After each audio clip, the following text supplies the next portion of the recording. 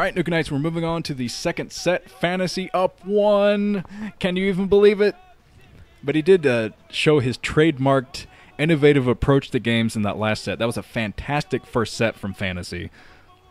And that's basically how he works. He dissects his opponent's play. He says, okay, what is standard for them? What is safe for this player? And then he builds a counter to that. Which seems like a no-brainer, but it's surprisingly rare these days. Mostly due to the fact that players don't have time to focus on specific opponents. They got to kind of generalize for Pro League and all the other leagues they're in. But this is how Fantasy works in the finals, and like I said, he just read Stork like a book in that first set. That was insane! And this is one of the things I was worried about for Stork moving into this final, because Stork, he's a very good versus Terran player, but there's not much variation in his play, really, from game to game. I mean, he has slight variations, but he sticks to his own unique style. It's a very unique style, and it's flexible, and it works to his strengths, but it is fairly predictable, and I think that Fantasy capitalized on that in the first set. He was like, okay, the Reaver harassment's coming, waiting on the shuttle, has this Goliath there. There's the shuttle, it goes after the shuttle. And it was just like that the entire game. It's like he was one step ahead of Stork the whole game. But that was game 1. We're moving on to game 2 on Aztec. Oh, man. Ben and Jerry's calling my name. I shouldn't say that so soon, though. Here we go. Chunky monkey. Except down at the 5 o'clock position in Beige is Fantasy. See if he has a smug face from the last game. No, he doesn't. Has his standard Fantasy game face, which is always like he saw a spider on the other side of the room. He's trying to watch it to see if it'll move. But Stork is up at the 12 o'clock position in red. Doesn't look too devastated after that first set. He's like, well, you win some, you lose some. It's time to come up with a better build and do better in the second set, basically. Although if Stork goes for standard play on this map, which is actually pretty likely since it's Aztec, this is a heavily Protoss favored map against Terran. So there's not much reason for Stork to go for anything crazy. So if Stork goes for his standard play and runs into the same counter as he did in the first game, oh man, this could be insane. But yeah, as I mentioned in the info section, I think, of my hype video, of course no one ever reads that.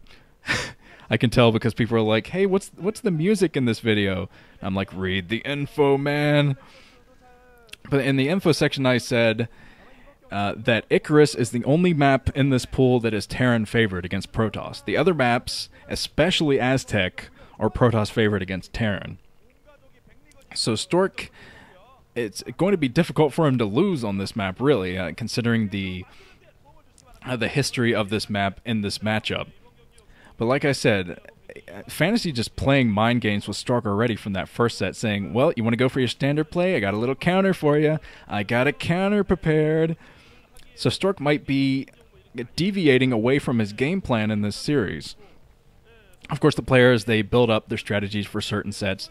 They come in and they play those strategies, but they have to adapt to their opponent. Once they know their opponent is doing something different than what they expected, they have to go with a different game plan. A good example of that would actually be the Bacchus OSL finals with Fantasy and Jaedong. Because Jaedong came in with, the baby again. Oh, Yellow. Yellow has the baby. Second place baby. I want to see him do the yellow dance with the baby. Come on, do it. Do it, Yellow. Is that Yellow's baby? Yellow Jr.? Or if that's his second baby. Yeah. Okay, that was a horrible joke. But Fantasy is moving out with 2 SCVs, actually. Very strange. He's going to probably scout 2 directions, I guess. Yeah, he is going to scout 2 directions. Probably just looking for a 12 Nexus again, sniffing around for that 12 Nexus. He's like, I'm going to bunker rush you if you go for that. But yeah, the baby completely distracted me.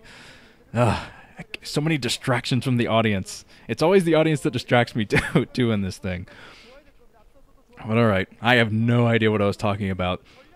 I think the fact that Stork goes for stand... Oh yeah, I was bringing up the Bacchus OSL finals, where Jaedong came in with a game plan. It's obvious that he came in with a certain game plan for Fantasy. He's like, okay, I have my game plan, this one I'm going to use against Fantasy.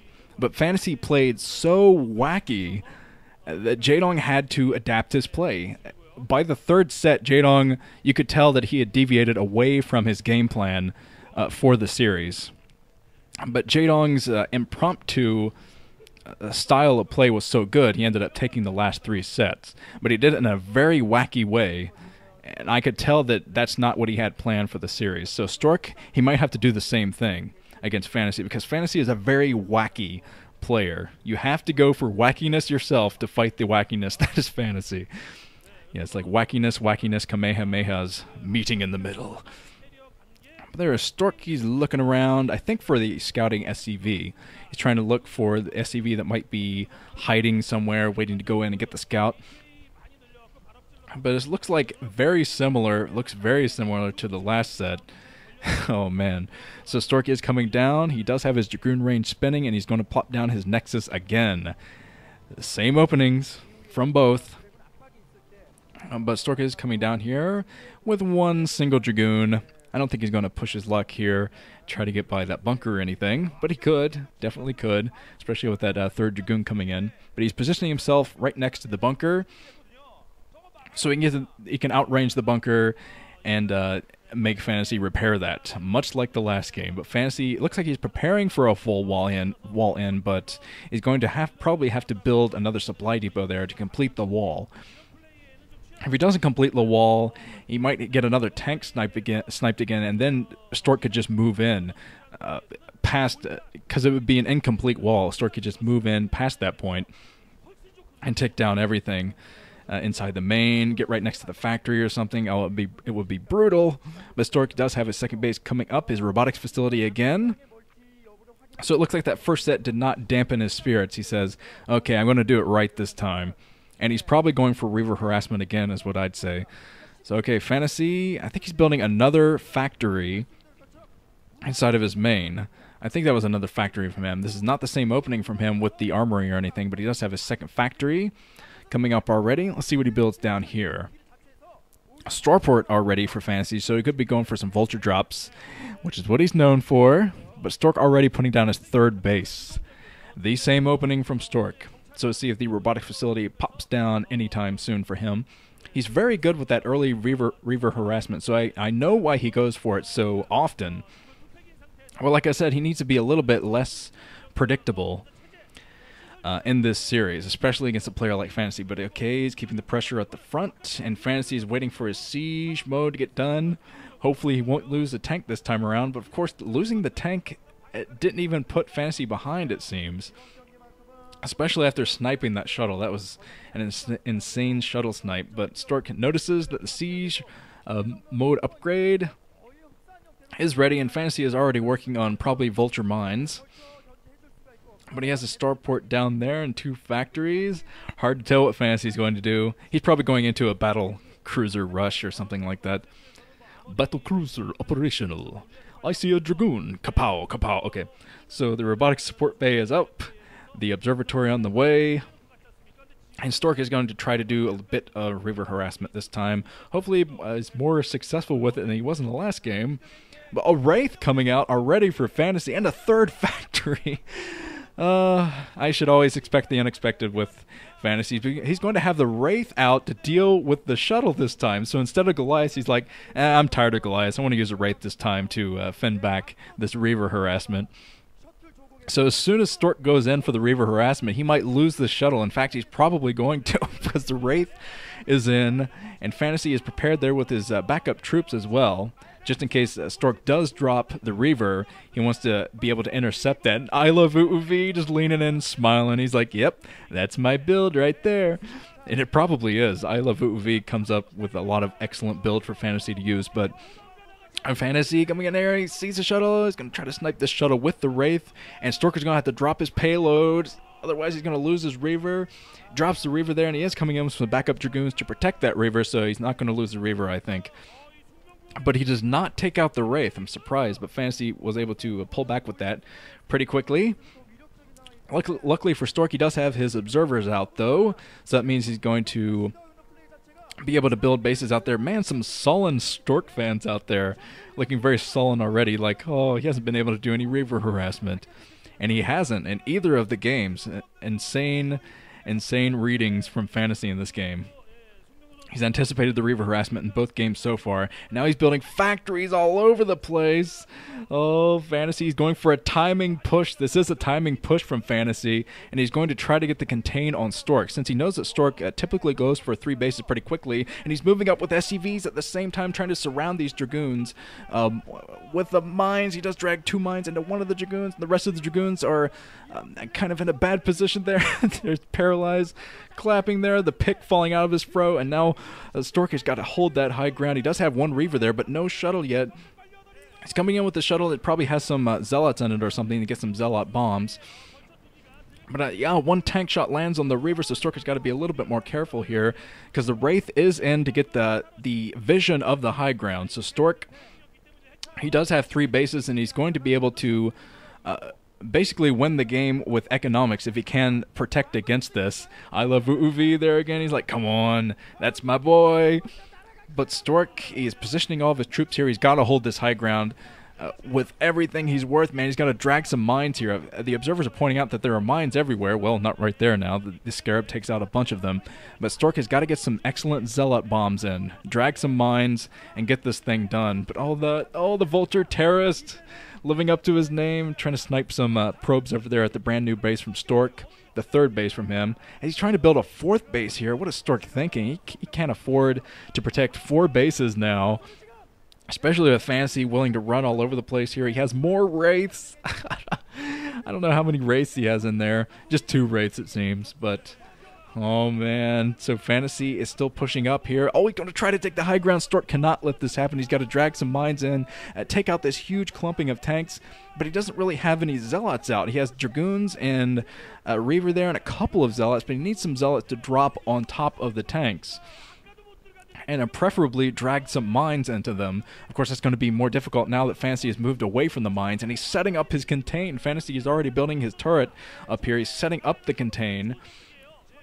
So Stork is trying to land his Reavers on the SCVs that are building the turrets and everything, but some fans out there cringing. They're like, oh, come on, Stork. Stork lost his 3rd base. But still, if he protects his 2 bases, he's still going to be in this game, just because Fantasy is committing everything to this 1 attack, this 1 contain. This is a timing attack from him. Oh, man. So Fantasy still working in here with all of his siege tanks. Stork trying to use his Reaver splash to take down these tanks, but that's very difficult to do here. He's got to get some Zealot bombs on. I'm surprised he hasn't done that yet. He hasn't dropped the Zealots on top of the tanks, because there haven't been that many Vultures out in the field. I mean, there are some Vultures there, but probably not enough to snipe all kinds of Zealots being dropped here. But now the Zealots running into the minefield. So Stork, I don't know what Stork is doing. He's got to do something here. He's waiting for some reinforcements before he pushes out and tries to take down this very aggressive force from Fantasy. This is some of the most ferocious play I've ever seen in the finals from a player. Fantasy, oh man, he's pushing through the natural expansion. Stork waiting for the opportune moment, but the longer he waits, the more reinforcements are going to show up. And I think that Stork, he's waiting for the tanks to clump up a little bit better so he can drag some mines into them, but the Wraith's going to chase down the... Oh, man, the mines everywhere. Stork letting out a sigh there. He's like, oh, you got to be kidding me. More Vultures being dropped inside the main from Fantasies. He was going to deny the mining there. So he's eliminated mining inside the main, and he's pushing through the natural expansion already with a gigantic force. He hasn't thrown down his 3rd base yet, but I'm not sure if he's even going to need it, because Stork... What is Stork doing? He's coming in with a shuttle down here. He's going for somewhat of a counterattack or something. I don't know what Stork's plan is now, because he needs to use his shuttle to protect himself and do some excellent Zealot drops or something, but he's going to lose his shuttle. He loses his shuttle, and his Reaver is still there as Stork is trying to push out here. There are some bunkers for Fantasy, and the bunker should be enough to protect him. Stork can't even get at those tanks. He can't even attack the tanks. Not even with the Dragoons. So I have no idea how Stork is going to get himself out of this jam, or if he can get himself out of this jam. This is absolutely insane. And Fantasy is sniping some of the mines around himself just to make it harder for Stork to do a mine drag. So Stork, oh man, Stork is trying to position his Dragoons, but he can't get them away from the siege tank fire. Fantasy is building even more turrets and bunkers. GG from Stork. Fantasy up 2. This is absolutely insane. So if Stork wants to win now, he's got to pull a freaking GG play and win 3 in a row from sets 3 through 5. Oh, man. Fantasy is on top of his game in this OSL. I'm not sure if Stork's going to be able to do this, honestly. But it's not over yet. Let's move on to the third set.